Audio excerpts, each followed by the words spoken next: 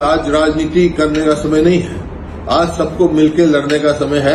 ये समय कि कोई भी कठिनाई होगी उस कठिनाई को हम दूर करेंगे, हल करेंगे और किसानों की जो फसल है एक एक दाना हम उनका खरीदेंगे। क्योंकि आज राजनीति करने का समय नहीं है, आज सबको मिलकर लड़ने का समय है।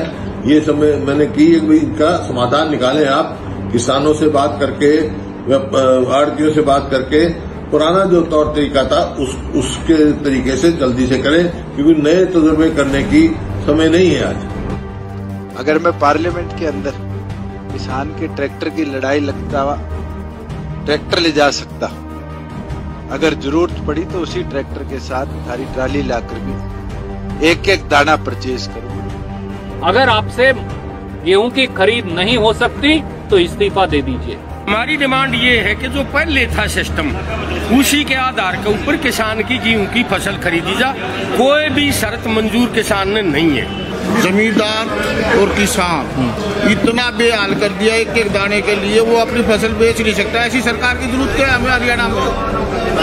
क्या करेंगे? भले ही हरियाणा सरकार के मुखिया से लेकर उप मुख्यमंत्री तक हर कोई किसानों का दाना दाना खरीदने का दावा पेश कर रहा हो, लेकिन मंडियों में हड़ताल है तो फिर दाना दाना कैसे खरीदा जाएगा, ये बड़ा सवाल है।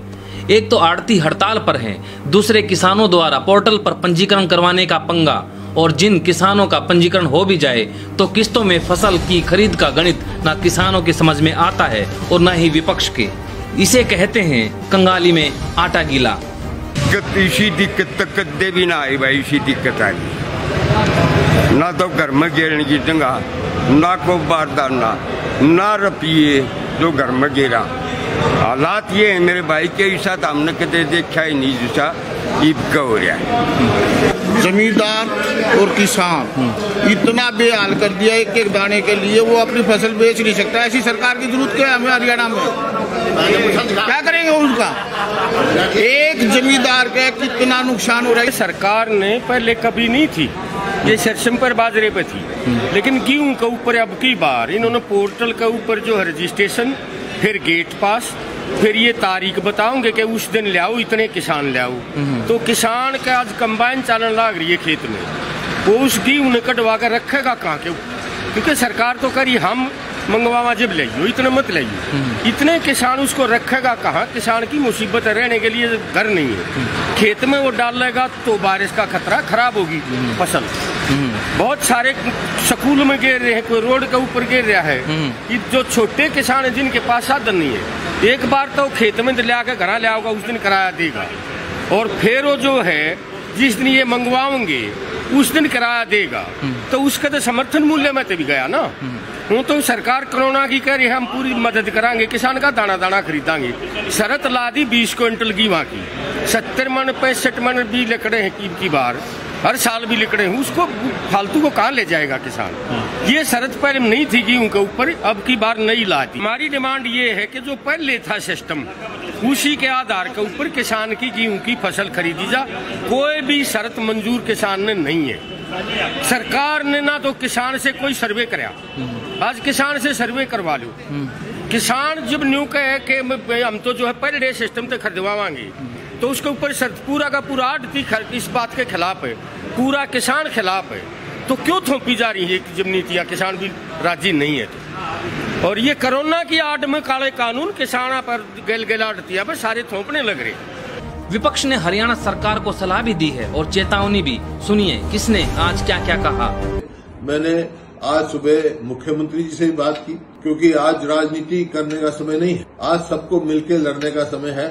ये समय मैंने की इनका समाधान निकालें आप, किसानों से बात करके, आड़तियों से बात करके, पुराना जो तौर तरीका था उसके तरीके से जल्दी से करें, क्योंकि नए तजुर्बे करने की समय नहीं है आज। क्योंकि आज किसान का मनोबल गिरने से पूरे देश को नुकसान होगा, और किसान का मनोबल हम गिरने नहीं देंगे। उनकी लड़ाई हमारा लड़ना हमारा फर्ज है। समस्या भी एक सबसे बड़ी बात यह है कि अगर आप पोर्टल क्रिएट कर लिया आपने, ठीक बात है। आप साथ में कहते हैं कि हम इंटरेस्ट सब्सिडी देंगे, ठीक बात है।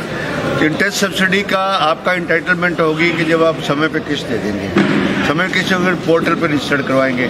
उसके बाद सरकार इस बात के लिए क्यों फोर्स कर रही है कि पैसा जो है वो सारा का सारा फाइनेंशियल इंस्टीट्यूशन में जाएगा। पैसा व्यापारी के खाते में जाए, व्यापारी के से लेके अगर उसने लोन का भुगतान करना है तो वो लोन का भुगतान करे, लोन का भुगतान करे। ये कोई तरीका नहीं है इस समय इस बात करने के लिए कुछ है। अगर आपको लगता है कि किसान आपका पैसा जमा नहीं करवाता है तो उसको 4% रेट ऑफ इंटरेस्ट है, और साथ में ज़मीन की सिक्योरिटी है। सबसे बड़ी सिक्योरिटी तो एग्रीकल्चर लोन में बेस्ट सिक्योरिटी है। एग्रीकल्चर लोन तो कभी बैड लोन होता ही नहीं है किसी हालत में, बड़ी मुश्किल से कंडीशन में बैड लोन होता है। इसीलिए जिम्मेदारों इस टाइम किसान भी सफ़र कर रहा है और आड़ती भी सफ़र कर रहा है, इसमें कोई राजनीति की बात नहीं। अगर आपसे गेहूं की खरीद नहीं हो सकती तो इस्तीफा दे दीजिए। हालांकि हरियाणा के मुख्यमंत्री श्रीमान मनोहर लाल ने बीच का रास्ता खोज निकालने की बात की है।